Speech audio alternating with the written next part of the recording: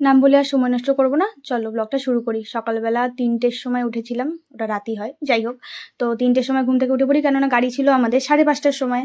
তাই গাড়ি যেহেতু তাড়াতাড়ি তাড়াতাড়ি তো স্নান করে রেডি হতে হবেই, কিন্তু গাড়ি লেট করেছিল বলে আমরা একটু খেতে চলে গেছিলাম। ভীষণ খিদে পেয়েছিল, খেয়েছিলাম আগে একটু চা, তারপরে একটু কচুরি খেয়েছিলাম।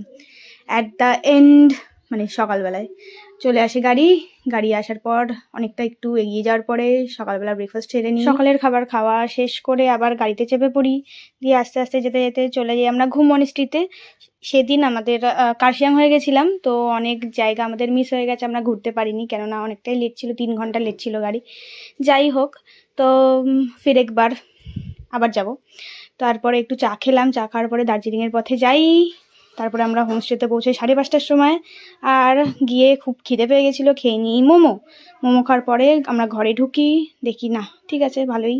তারপরে আমরা আমাদের দুপুরে খাবারটা খাই আমরা 6:30টার সময়। তারপরে খেতে একটুখানি ঘুরতে বেরোই, খেয়েছিলাম একটু কেক। তারপরে ঘুরতে ঘুরতে এই জায়গাটার সামনে ছবি না তুললে তো কেউ বিশ্বাসই করবে না আমরা দার্জিলিংয়ে এসেছি, তাই ভিড় ঠেলে ঠেলে লাইন দিয়ে দিয়ে তারপরে ছবি তুলেছিলাম। তারপরে গেছিলাম এই স্টোরটাতে, আর আমি ব্যাগ দেখলে তো নিজেকে আটকাতে পারিই না, তাই নিয়ে নিলাম এই ব্যাগটা। তারপরে গিয়ে খাবার খেয়ে নিলাম। তোমাদের সাথে দেখা হবে আবার নেক্সট মিনি ব্লগে। আজ এত অবধি, টাটা।